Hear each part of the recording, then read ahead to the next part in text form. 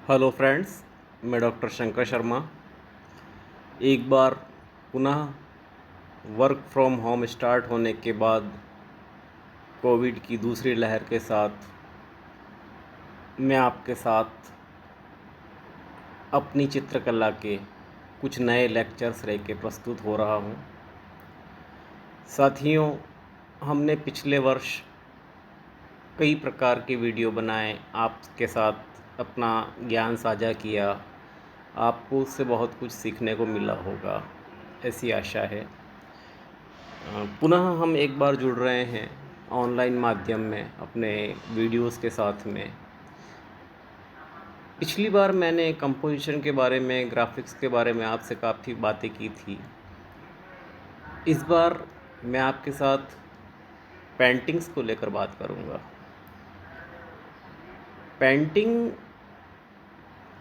कैसे शुरू हुई, पेंटिंग के विषय क्या रहे, पेंटिंग आज भी हम बना रहे हैं तो क्या हम विषय के बारे में सोचते हैं, पेंटिंग में हम क्या बनाते हैं, एग्ज़ाम में क्या आता है, एग्ज़ाम में क्या नहीं करना है, क्या बनाना है, पेंटिंग में क्या बनाने से हमें एग्ज़ाम में नंबर मिलेंगे। कई ऐसे प्रश्न हैं जो विद्यार्थियों द्वारा पूछे जाते हैं। परीक्षा की दृष्टि से पेंटिंग बनाने के लिए यदि हम तैयारी करते हैं तो हमें बहुत सी बातों का ध्यान रखना पड़ेगा। ये बातें उन बातों से बिल्कुल भिन्न है जो एक कलाकार या आर्टिस्ट ध्यान में रखता है, क्योंकि एग्ज़ाम की दृष्टि से आपकी पेंटिंग का विश्लेषण कलात्मक मूल्यों के आधार पर किया जाएगा, जबकि कलाकार मूलतः अपने भावों की अभिव्यक्ति पेंटिंग में करता है। जब हमारी क्लासें एमए की शुरू हुई थी, प्रीवियस की पेंटिंग की, तो मैंने आपको बहुत से लेआउट बना के दिखाए थे, पर कई लोगों के अभी भी कॉन्सेप्ट क्लियर नहीं हुए हैं।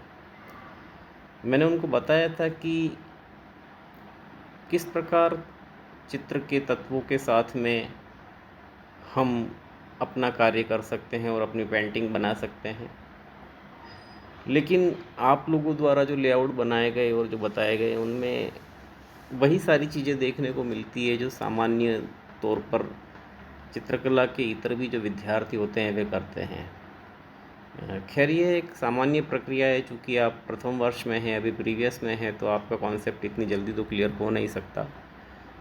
लेकिन धीरे धीरे आपको अपने आप को मांझने की ज़रूरत है, अपने आप को एक कला विद्यार्थी के रूप में अपनी सोच को विकसित करने की आवश्यकता है। हम इन वीडियोस जो आजकल हम बनाएंगे या आने वाले समय में जो हम बनाएंगे, उनमें हम आर्ट हिस्ट्री के बारे में, पेंटिंग की हिस्ट्री के बारे में ही बात करेंगे अधिकतर, और यह जानने का प्रयास करेंगे कि किस प्रकार समय के साथ में कला के रूप बदलते रहे और कलाकारों द्वारा अपनी अभिव्यक्ति किस प्रकार दी जाती रही है। क्योंकि जब तक हम किसी भी चीज़ के मूल में जाकर उसको समझने का प्रयास नहीं करते, तो केवल ऊपरी तौर पर अध्ययन करने से केवल उसका बाहरी रूप ही हम जान पाते हैं। वैसे अगर देखा जाए तो आपका जो भी पाठ्यक्रम है उसके हिसाब से 2 वर्ष आपको जो चित्रकला में सीखने को मिलते हैं वो बहुत ही कम समय होता है, जिसमें आप पेंटिंग को पूरी तरह तो नहीं जान पाते और ना ही आप माध्यम के बारे में जान पाते हैं। और जो कि वर्तमान में समकालीन जो परिस्थितियां चल रही हैं, जिनमें कि कोविड और क्लासें नहीं होना, छुट्टियां होना, ऑनलाइन, आपका कंसंट्रेशन भी पेंटिंग की तरफ नहीं होता है, तो ऐसी स्थितियों में पेंटिंग बहुत दुरूह कार्य है आपके लिए, इतना आसान कार्य नहीं है। पर फिर भी हम इन वीडियोस के बारे में, आर्ट हिस्ट्री के बारे में, कला के बारे में, पेंटिंग के बारे में जानकर ये प्रयास करेंगे कि किस प्रकार आज तक पेंटिंग्स बनती आ रही है और हमें पेंटिंग में क्या बनाना है और क्या करना है। तो जब हम पेंटिंग की बात शुरू करते हैं, आर्ट हिस्ट्री की बात शुरू करते हैं, तो हम सबसे पहले पहुंचते हैं प्रागैतिहासिक काल।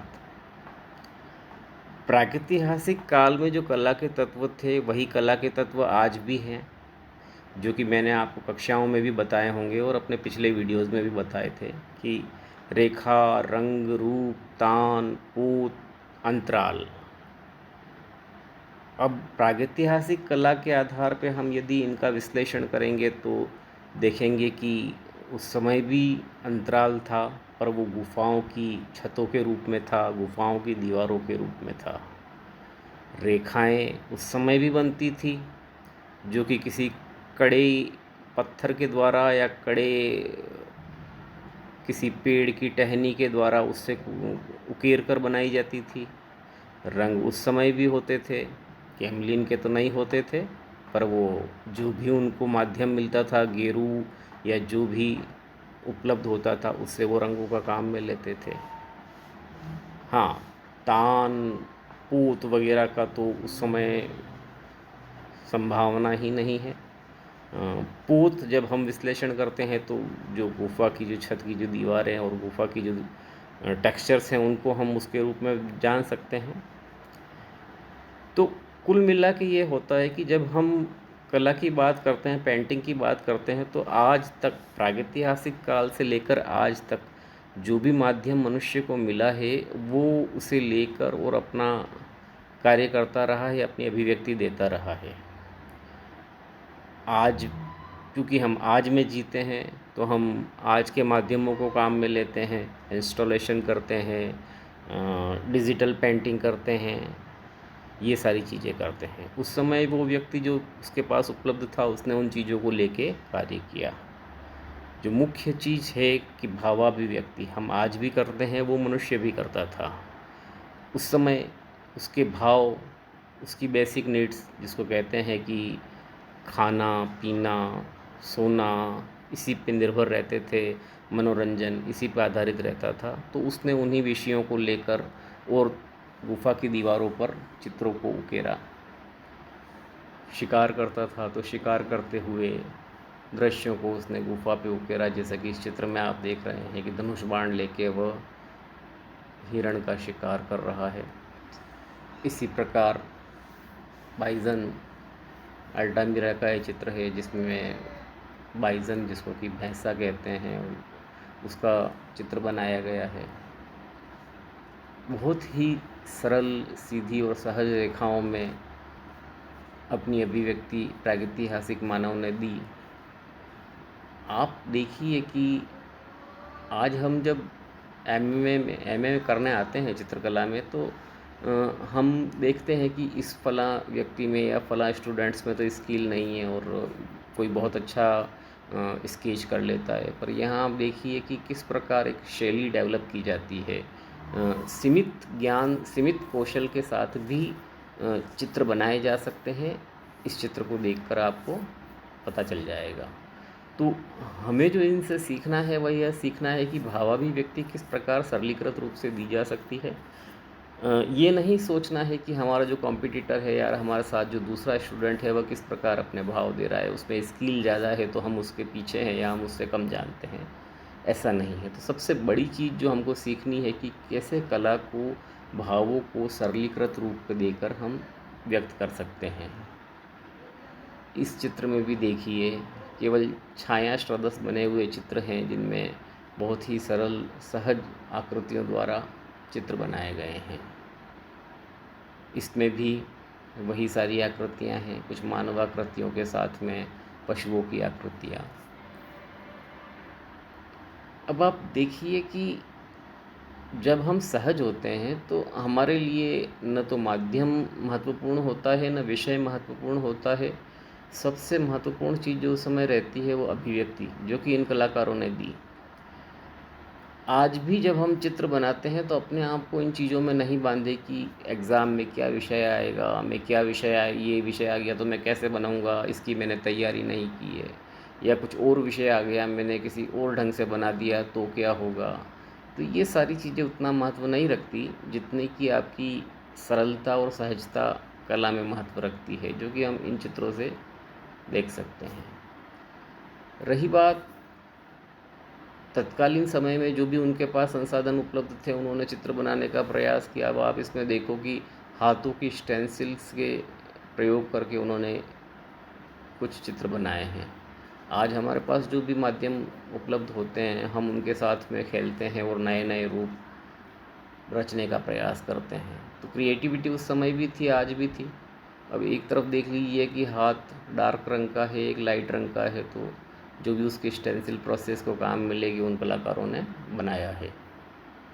बाहरी रेखाएं, गहरी रेखाएं, फिर अंदर का जो भाग है उसको किस प्रकार अलंकृत किया जा सकता है, इस चित्र में आप देख सकते हैं। ये चित्र हमें यह सिखाते हैं कि हमें जब चित्र बनाने हैं तो हमारे लिए हमारा जो सामान्य ज्ञान है चित्र के बारे में, कई बार वह इतना महत्वपूर्ण होता है कि दूसरी चीज़ें कहीं उसके सामने नहीं टिकती। तो हम अपने आप को जब चित्र बनाएं तो इन चीज़ों में नहीं बांधे कि हमें ये करना है या हमने ये ऐसा देखा है या आप पे कोई दूसरा प्रभाव है। आप जो चलचित्र देखते हैं या जो कैलेंडर्स देखते हैं उनकी इमेजेस हैं जिनको आप फेसबुक पे देखते हैं या कुछ और इमेजेस देखते हैं, उनको अपने ऊपर हावी ना होने दें। जो आपका अपना है, जो आपके मन में है, जो आपको आपके अंदर है, उसे बाहर लाने का प्रयास करें। बाहरी प्रभावों को आत्मसात करना और उसे अपने ढंग से अभिव्यक्त करना महत्वपूर्ण है, न कि उनकी कॉपी करना, जो कि आजकल सभी बच्चे करते हैं कि कोई इधर से चित्र फेसबुक से उठाया और डाल दिया और बना दिया और वो हमारे पास लाते हैं कि सर ये बना ले क्या, ये बना ले क्या। नहीं, आप चीज़ों को सीखने का प्रयास कर लें, उन्हें किस प्रकार सरलीकृत रूप देके किया जा सकता है उसको सीखने का प्रयास करें। जो कैलेंडर होती है उनकी कॉपी करना या जो फेसबुक इमेजेस हैं उनकी कॉपी करना या इस प्रकार के प्रयासों से बचें, तब आप अच्छे चित्र बना पाएंगे। ये सरलता सहजता हम प्रागैतिहासिक चित्रों से सीख सकते हैं।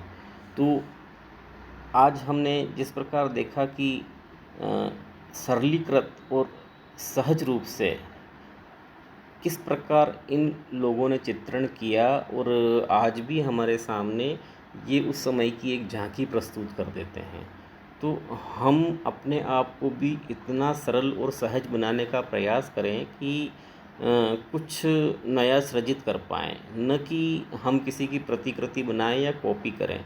तो इन सब चीज़ों से अपने आप को बचाकर कुछ नया करने का, कुछ नया रचने का प्रयास आप लोग करेंगे तो निश्चित ही कुछ सीख पाएंगे। थैंक्स।